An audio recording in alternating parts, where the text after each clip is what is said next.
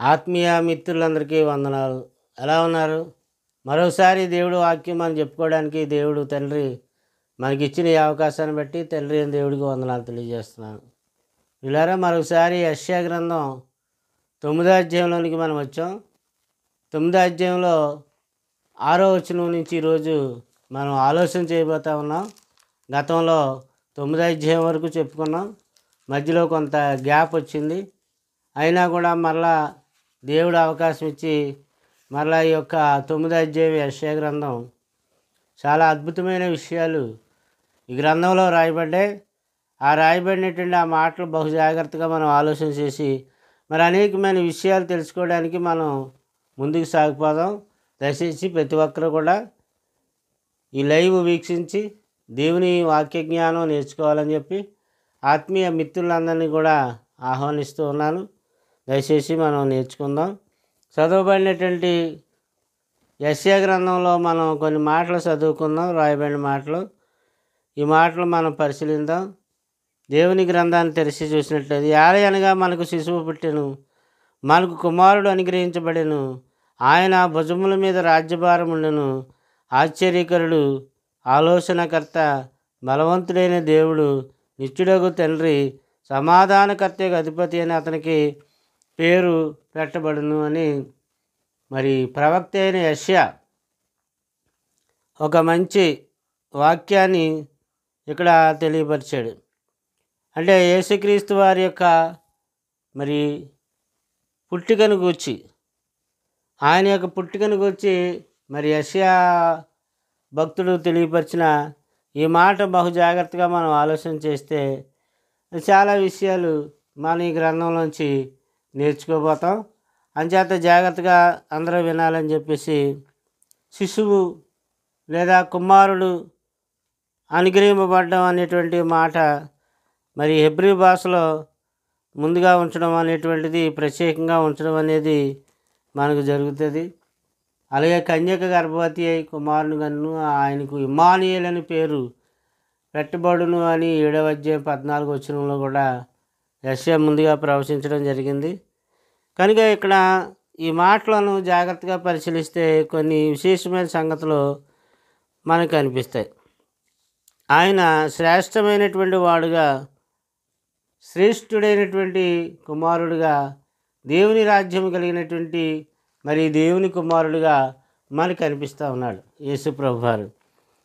అతనికి పేరు పెట్టబడును అనే వాస్తవాన్ని ఇక్కడ యెషయా ప్రవక్త మొదటిగా మనం చెప్తున్నాడు. నెంబర్ 1 విషయం అంటే ఈ విషయం, ఈ పదం యొక్క ప్రాముఖ్యత చాలా ఉన్నదనేది మనం అందరం గ్రహించుకోవాల్సిన వారమై ఉన్నాం. ఈ పదం చాలా ప్రాముఖ్యమైనటువంటిది అన్నది. సామాన్యంగా బైబిల్లో పేర్లు ఒకని యొక్క గుణలక్షణాలు తెలియపరుస్తూ ఉంటాయి, అతని యొక్క స్వభావాన్ని తెలియపరుస్తూ ఉంటాయి. అలాగే అతని పేరు అతని యొక్క నడవడికను తెలియపరుస్తూ ఉంటుంది. కనుక అతనికి పేరు పెట్టబడును అనే మాట మొదటిగా మనం ఇక్కడ చూస్తాం. ఇక్కడ వాడబడినటువంటి నామములు మెస్సియా, మెస్సియా అనేటువంటి ఆ మాటకు అది ఘనతకు ఆపాదించబడినటువంటిది. ఈ వాక్య భాగంలో ఆయనకు ఇవ్వబడినటువంటి పేరును మనం పరిశీలిద్దాం. మెస్సియా అంటే తెలుసు కదా, క్రీస్తు. క్రీస్తు అంటే రాజు. అంచేత ఆ పేరు అతనికి పెట్టబడుతుందని చెప్పి యెషయా ప్రవక్త ఈ 9వ అధ్యాయం 6వ వచనంలో మనం చూస్తున్నాం. అలాగే ఇంకా ఆయన మాట్లాడుతూ మరొక పేరు ఆయనకి చూపిస్తున్నాడు. మరి ఆలోచనకర్త, ఆలోచనకర్త అనేటువంటి పేరు కూడా ఇక్కడ రాయబడింది. మరి ఆలోచనకర్త యొక్క మరి అద్భుతం ఏంటి అంటే, ఆయన ఆలోచనకర్త అంటే ఆయన ఆలోచన అద్భుతంగా ఉంటాయని, ఆశ్చర్యంగా ఉంటాయని మాటకి సరైనటువంటి అర్థంగా మనం గ్రహించుకోవచ్చు. చాలా అద్భుతమైనటువంటి ఆలోచన విధానం కలిగినటువంటి వాడని. అలాగే ఆశ్చర్యకరుడు అనే మాట కూడా తరచుగా మరి వాడబడుతున్నటువంటి మాట ఆశ్చర్యకరుడు అనేటువంటిది. అది మూడవ మాటగా మనం గమనించవచ్చు. ఆయన చేసే మరి పనులు, ఆయన చేసే యేసుక్రీస్తు ప్రభు వారు చేసే క్రియలు ఆశ్చర్యంగా ఉంటాయి. ఆయన ఆశ్చర్యమైన కార్యములు జరిగించేవాడు అనే దానికి మరి గుర్తుగా ప్రియులారా ఈ యొక్క మాటలు మనం గమనించవచ్చు.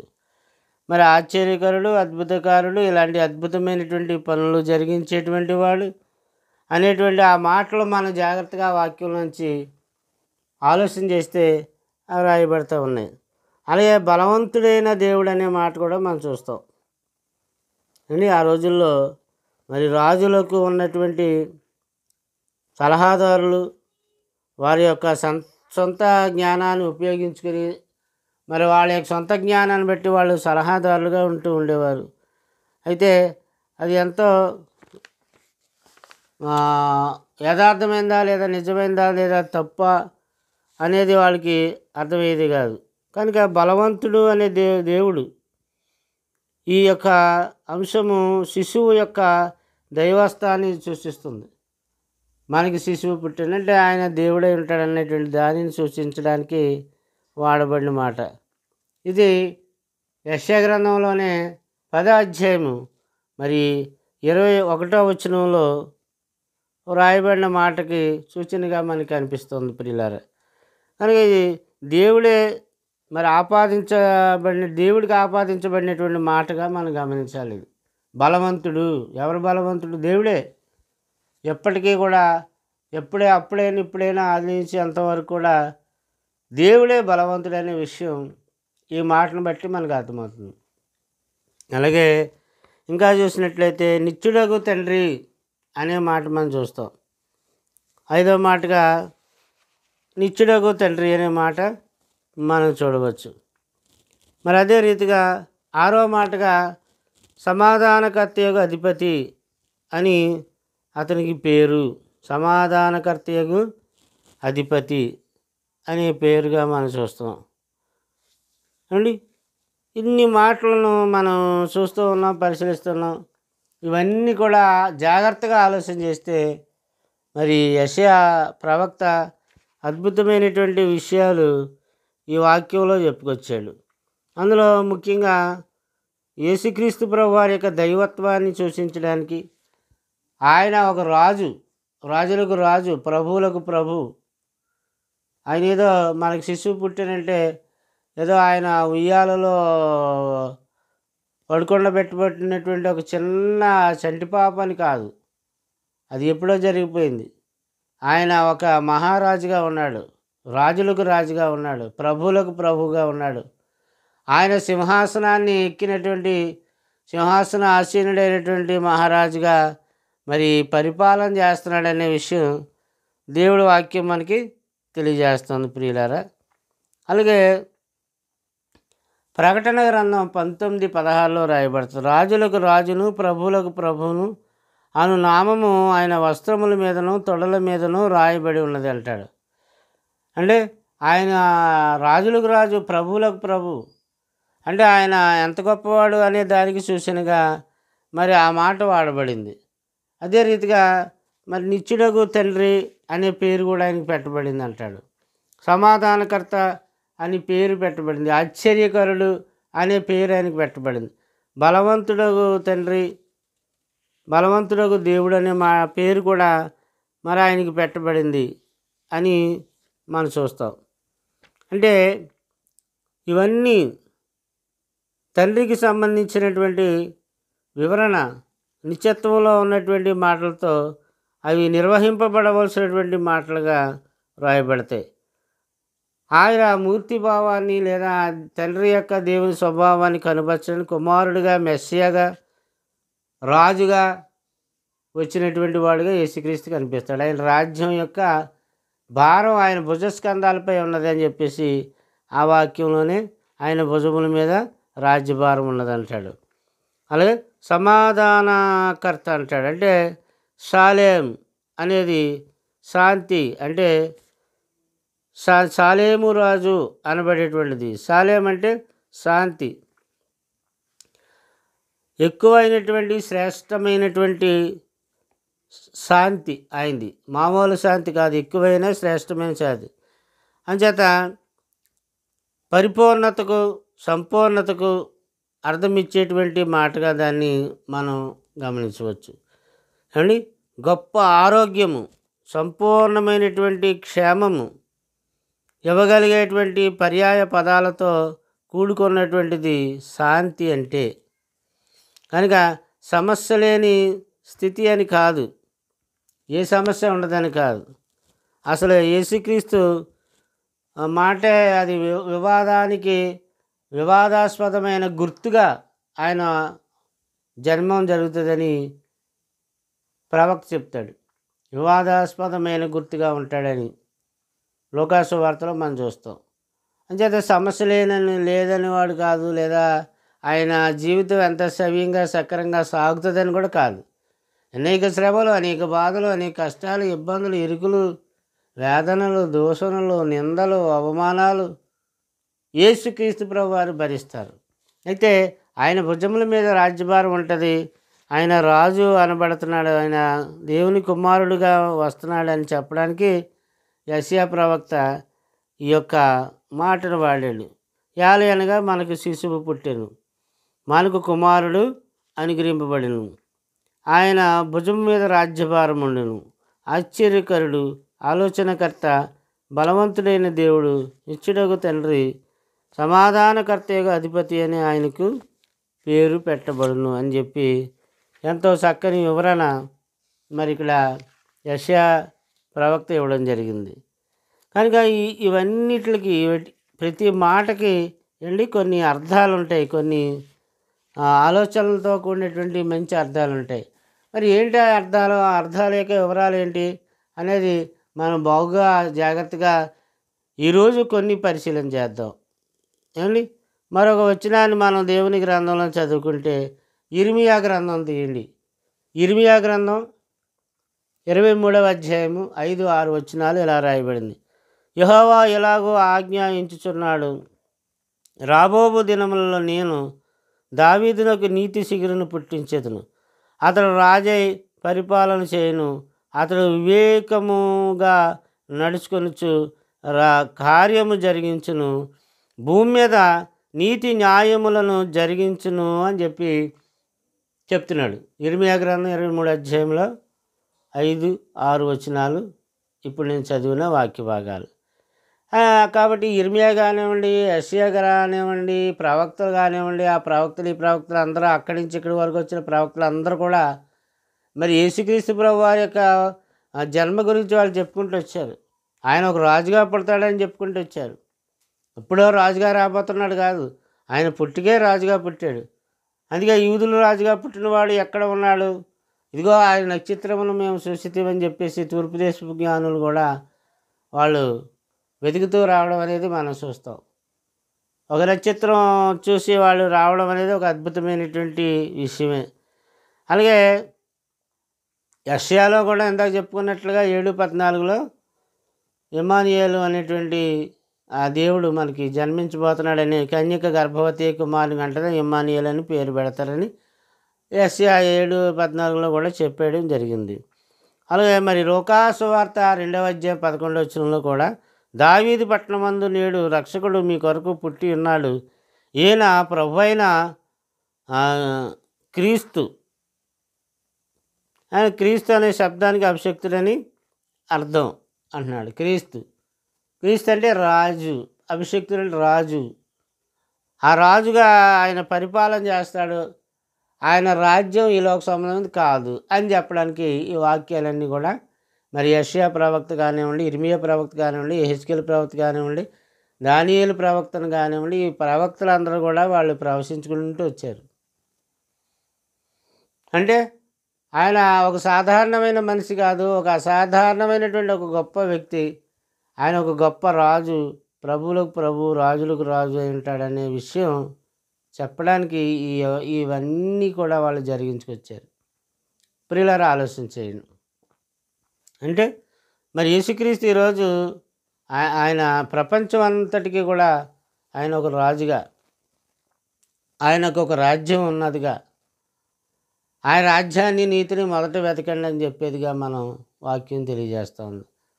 ప్రస్తుత అంధకార సంబంధమైనటువంటి అధికారం నుంచి విడిపించి ఆయన కుమారుని యొక్క రాజ్య నివాసులుగా చేసినని కొలస్సీ పత్రిక 1:13 మనం చూస్తాం. ఆయన రాజ్య నివాసులుగా మనం చేసాడని అక్కడ ఆ వాక్యం రాయబడుతుంది. అంటే అంధకార సంబంధమైన రాజ్యం అపవాది రాజ్యం అయితే, వెలుగు సంబంధమైన రాజ్యం యేసుక్రీస్తు ప్రభువారి యొక్క రాజ్యం. ఆ యేసుక్రీస్తు ప్రభువారి యొక్క రాజ్యం అది ఎప్పుడో రావడం కాదు, ఆయన రాజుగానే జన్మించాడు.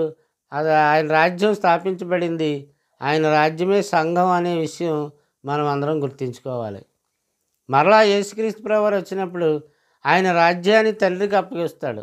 1 కొరింథీ 15:24 మనం ఆ మాట చూడవచ్చు.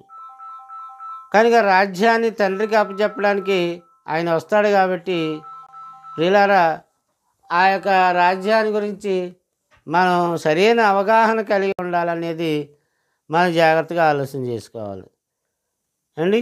అలాగే నెహెమ్యా గ్రంథం 9వ అధ్యాయం, చేసిన నిబంధనలు నిలుపు కృపచూపునట్టి మహాపరాక్రమశాలియు భయంకరునగు మా దేవా, అశ్షూరు రాజుల దినములు మొదలుకొని ఈ దినముల వరకు మా మీదకిని, మా రాజుల మీదకిని, ప్రధానుల మీదకిని, మా పితరుల మీదకిని, నీ జనులందరి మీదకి వచ్చిన శ్రమ అంతయును నీ దృష్టికి అల్పముగా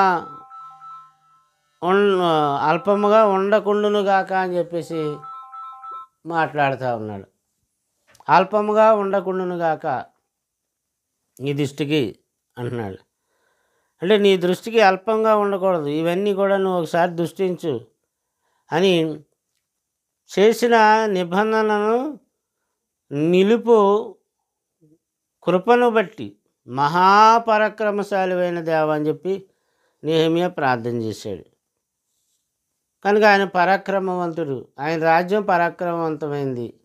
ఆయన రాజ్యము ఏమండి ఆ రాజుల కాలం, రోమారాజుల కాలంలో స్థాపించబడుతుంది అంటాడు. ఆ రాజుల కాలంలో పరలోకమందున్న దేవుడు ఒక రాజ్యమును స్థాపించును, దానికి అన్నిటికీ అంతం కలగదు అంటాడు. అంటే అంత పరాక్రమవంతమైంది, అంత బలం కలది. ఆ రాజ్యభారం కుమారుడని యేసుక్రీస్తు భుజాలపైన ఉన్నది అని చెప్పేసి అంటున్నాడు.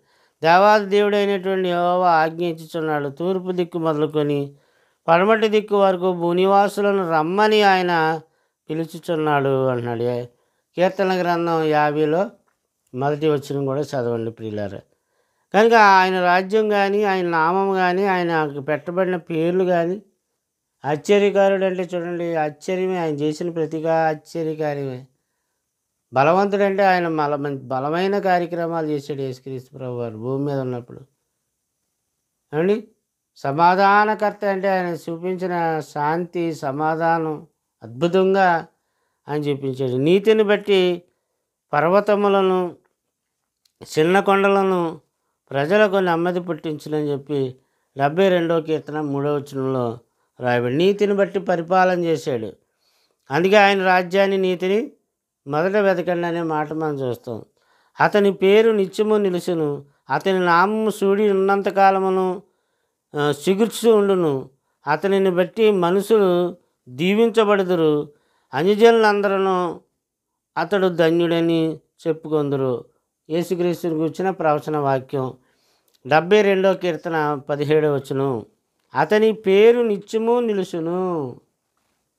ఒకసారి నిత్యం నిలిచే పేరు, నిత్యుడగు తండ్రి అని పేరు పట్టబడుతుందని చెప్పేసి కూడా యెషయా 9:6లో మనం చూస్తున్నాం. అతని నామము సూర్యుడి ఉన్నంతకాలం కూడా చిగుర్చుచుండును అంటున్నాడు. అతన్ని బట్టి మనుషులు దీవించబడతారు. యేసుక్రీస్తుని బట్టి ఈరోజు మనుషులు, సమస్త అన్యజనులు, సమస్త దేశాలు అని యేసుక్రీస్తునందు దీవించబడుతున్నారు, రక్షణ పొందుతున్నారు, పరలోకానికి యోగ్యులవుతున్నారు. అందువల్ల ఆ ప్రభువుని నమ్మడం వల్ల వాళ్ళు ధన్యులవుతున్నారనే విషయం తెలుసుకోవాలి మనం అందరం. ప్రియులారా, ఆలోచన చేయండి. అలాగే 85వ కీర్తన 10వ వచనంలో కృపా సత్యములు కలుసుకున్నవి, నీతి సమాధానములు ఒకదానికి ఒకటి ముద్దు పెట్టుకున్నవి అంటాడు. కృపా సత్యములు కలుసుకున్నవి, నీతి సమాధానములు ఒకదానికొకటి ముద్దు పెట్టుకుని. నీతి ఆయనే, సమాధానం ఆయనే, కృప ఆయనే, సత్యం ఆయనే, యేసుక్రీస్తు ప్రభువారే. ఇవన్నీ యేసుక్రీస్తు ప్రభువారి గురించి చెప్పబడిన చక్కని మాటలే అని మనం గ్రహించాలి. అలాగే 110వ కీర్తనలో మనం చూస్తే, నా ప్రభువుతో సెలవిచ్చిన వాక్కు అంటున్నాడు దావీదు, నీ శత్రువులను నీ పాదములకు పీఠముగా చేయి వరకు నా కుడి పార్శ్వమున కూర్చుండుము అని దావీదు 110వ కీర్తనలో మాట్లాడుతున్నాడు. యెహోవా, నీ పరిపాలన దండమును సియోనులో నుండి సాగజేయుచున్నావు, నీ శత్రువుల మధ్యను నీవు పరిపాలన చేయుము అంటూ ఉన్నాడు. యుద్ధ సన్నాహ దినమున నీ ప్రజలు ఇష్టపూర్వకముగా నీ యొద్దకు వచ్చెదరు. నీ యవనస్తులలో శ్రేష్ఠులు పరిశుద్ధ అలంకృతులే మంచువలే అరుణోదయ గర్భంలో నుండి నీ యొద్దకు వచ్చెదరు అని చెప్పేసి అంటూ ఉన్నాడు. మెల్కీసెదెకు క్రమ చొప్పున నీవు నిరంతరము యాజకుడివై ఉన్నావు. యెహోవా ప్రమాణము చేసి ఉన్నాడు, ఆయన మాట తప్పనివాడు అంటూ ఉన్నాడు. సరే, కనుక అంత గొప్పవాడు యేసుక్రీస్తు ప్రభువారు. ఆయన రాజ్యం అంత గొప్పది, ఆయన నీతి అంత గొప్పది, ఆయన న్యాయం అంత గొప్పది, ఆయన శాంతి సమాధానం అంత గొప్పది, ఆయన కృపాసత్యం అంత గొప్పదని అండి మనం అందరం ఎరగిన వాళ్ళం కాదు, అందరూ ఎరిగిన వాళ్ళం. అయినప్పటికీ మీకు ఒకసారి ఈ మాటలను గుర్తు చేస్తూ ఉన్నాను. అనగా మనకి శిశువు పుట్టెను, మనకు కుమారుడు అనుగ్రహించబడ్డాడు. తండ్రి కుమారుడిని క్రీస్తును మనకు ధారాళంగా అనుగ్రహించాడు. ఆయన అనుగ్రహించకపోతే ఈరోజు ప్రపంచానికి అసలు రక్షణ లేదు. ప్రపంచం ఏనాడో నాశనం అయిపోయి ఉండేది యేసుక్రీస్తే కనుక వచ్చి ఉండకపోతే. కనుక ఎంత అద్భుతమైనటువంటి మాటలు. ఇదిగో నేనును యెహోవా నాకు ఇచ్చినటువంటి పిల్లలను సియోను కొండ మీద నివసించు సైన్యములకు అధిపతి యెహోవా వలన సూచనలు గాను మహత్కార్యములు గాను ఇశ్రాయేలు మధ్య ఉన్నామని చెప్పేసి యెషయా 8:18 మాట్లాడుతున్నాడు. అంటే యేసుక్రీస్తు ద్వారా రక్షణలోనికి వచ్చిన అనేక మంది దేవుని పిల్లలు, ఆ దేవుని పిల్లలు రక్తమాంసములు గల వాళ్ళు అయినందున యేసుక్రీస్తు కూడా రక్తమాంసములలో పాలువాడయ్యాను. ఎవని మనసు ఆయన మీద అనుకుంటుందో వానిని పూర్ణ శాంతి గల వానినిగా చేస్తారని యేసుక్రీస్తు చెప్పాడు. అతని యందు విశ్వాసం ఉంచి వచ్చినటువంటి వాడు ఎన్నడూ కూడా సిగ్గుపడ్డని చెప్పుకొచ్చాడు. ప్రియులారా ఆలోచించేయండి, అంత అద్భుతమైన మన ప్రభు. అలాగే నీవు మాకు సమాధానము స్థిరపరచుదువు, నిజముగా నీవు మా పక్షము నుండి మా పనులన్నింటినీ సఫలపరచుదువు. యెషయా గ్రంథం 26వ అధ్యాయంలోనే 12వ వచనం. ఆయన సమాధానకర్తయగు దేవుడు అని చెప్పబడిన మాటకి యెహోవా నీవు మాకు సమాధానము స్థిరపరచుదువు. యేసుక్రీస్తు ద్వారా సమాధానపరుచుకున్నాడు లోకమంతటిని తండ్రి తనతో కూడా. నిజముగా నీవు మా పక్షమందుండి మా పనులన్నింటినీ సఫలం చేయుదువు. నిజంగా దేవుడు నమ్మితే నీ పనులు దేవుడు సఫలపరుస్తాడు. మనం నిజంగా నమ్మితే దేవుడు మన కార్యక్రమాలన్నిటికీ మనకి సహాయం చేస్తాడు. మనం ఆందోళన పడవలసిన పని లేదు. ఏ సమయానికైనా దేవుడు ఆదుకునే గొప్పవాడే ఉన్నాడు. అలాగే యెషయా గ్రంథం 45వ అధ్యాయం, అక్కడ యెషయా గ్రంథం 45 అధ్యాయంలో ఇలాగ రాయబడింది, యెహోవా యందే నీతి బలములు ఉన్నవని జనులు నన్ను గూర్చి చెప్పుదురు, ఆయన యొద్దకే మనుషులు వచ్చెదరు, ఆయన మీద కోపపడిన వారందరూ సిగ్గుపడుదురు అని చెప్పేసి అన్నాడు. ఏమండి, యెహోవా యందే ఇశ్రాయేలు సంతతి వారందరూ నీతిమంతులుగా ఎంచబడిన వారే అతిశయపడెదరు అని చెప్పేసి అన్నాడు. ఒకసారి ఎంత మంచి మాట రాయబడిందో. యెహోవా యందే నీతి న్యాయములు ఉన్నవని జనులు చెప్పుదురు. దేవుని గురించి చెప్తారు, క్రీస్తు ప్రభుని గురించి చెప్తారు. ఆయనే నీతిమంతుడు. ఈ ప్రపంచంలో మానవునిగా జన్మించిన వారిలో యేసుక్రీస్తు అంతటి నీతిమంతుడు ఎవడూ లేడు. ఏ చరిత్ర చూసినా, ఏ పుస్తకాలు చదివినా యేసుక్రీస్తు అంతటి నీతిమంతుడు ప్రపంచంలో ఎవడో లేడు. ఆయనకి ఏ స్వార్థం లేదు. యేసుక్రీస్తు ప్రభు వారికి ఆయనకి స్త్రీ వ్యామోహం లేదు, ధన వ్యామోహం లేదు, పాపపు ఆలోచన లేదు, పాపపు మాటలు లేవు, పాపపు తలంపులు కానీ క్రియలు కానీ ఆయనలో ఎన్నడూ లేవు. కనుక జనులందరూ కూడా చెప్పుకుంటారు ఆయన గూర్చి, ఆయనే నీతిమంతుడు, ఆయనే నిజాయితీపరులు, న్యాయవంతుడని. ఆయన యొద్దకే ఆ మనుషులందరూ వచ్చేతరంటున్నాడు. ఆయన మీద కోపపడిన వాళ్ళు కూడా ఆయన దగ్గరికి వస్తారు. దేవుడు లేడని హేళన చేసిన వాళ్ళు కూడా యేసుక్రీస్తుని నమ్ముతారు. కోపపడిన వారందరూ కూడా సిగ్గుపడుదురు అని చెప్పేసి కూడా అంటున్నాడు. అంచేత యెహోవా యందు ఇశ్రాయేలీయుల సంతతి వారందరూ నీతిమంతులుగా ఎంచబడుదురు అని చెప్పేసి అంటున్నాడు.